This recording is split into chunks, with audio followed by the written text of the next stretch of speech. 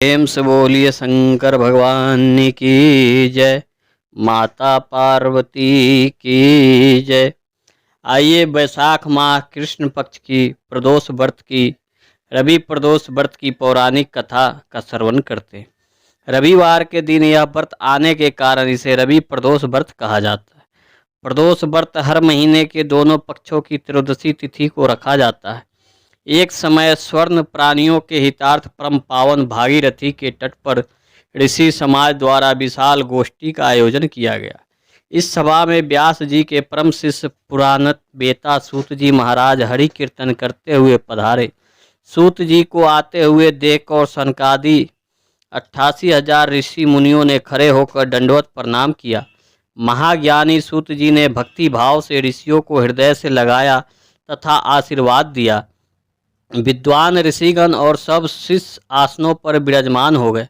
सौनकादि ऋषि ने पूछा, हे पूज्यवर महामते, कृपया यह बताने का कष्ट करे कि मंगलप्रद कष्ट निवारक यह व्रत सबसे पहले किसने किया और उसे क्या फल प्राप्त हुआ। श्री सूत जी बोले, आप सभी शिव के परम भक्त हैं। आपकी भक्ति को देखकर मैं व्रती मनुष्य की कथा कहता हूँ, ध्यान से सुनो।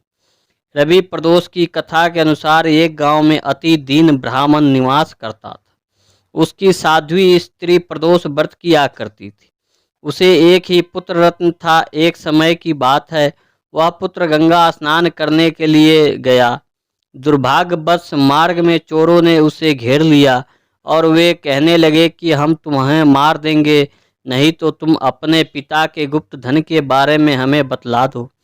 बालक दीन भाव से कहने लगा कि बंधुओं, हम अत्यंत दुखी दीन हैं, हमारे पास धन कहाँ है। तब चोरों ने कहा कि तेरे इस पोटली में क्या बंधा है।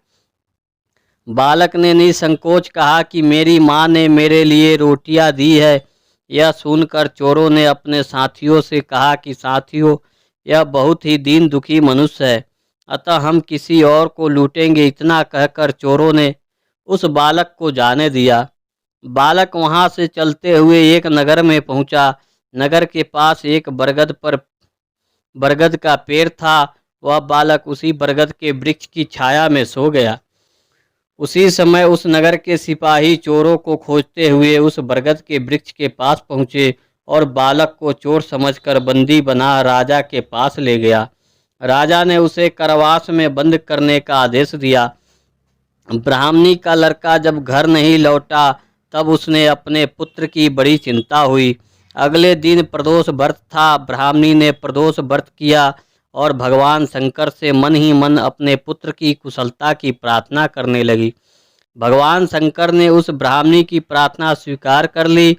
उसी रात भगवान शंकर ने उस राजा को स्वप्न में आदेश दिया कि वह बालक चोर नहीं है, उसे प्रातः काल छोड़ दे, अन्यथा उसका सारा राज वैभव नष्ट हो जाएगा। प्रातःकाल राजा ने शिव जी की आज्ञा अनुसार उस बालक को कारावास से मुक्त कर दिया। बालक ने अपनी सारी कहानी राजा को सुनाई। सारा वृत्तांत सुनकर राजा ने अपने सिपाही को उस बालक के घर भेजा और उसके माता पिता को राज दरबार में बुलाया। उसके माता पिता बहुत ही भयभीत थे। राजा ने उन्होंने भयभीत देखकर कहा कि आप भयभीत ना हो, आपका बालक निर्दोष है। राजा ने ब्राह्मण को 5 गांव दान में दिए, जिससे कि वे सुखपूर्वक अपना जीवन व्यतीत कर सके। इस प्रकार भगवान शिव की कृपा से ब्राह्मण परिवार आनंद से रहने लगा। अतः जो मनुष्य रवि प्रदोष व्रत को करता है वह सुखपूर्वक और निरोगी होकर अपना पूर्ण जीवन व्यतीत करता है तथा उसके जीवन में खुशहाली आती है। प्रेम से बोलिए शंकर भगवान की जय।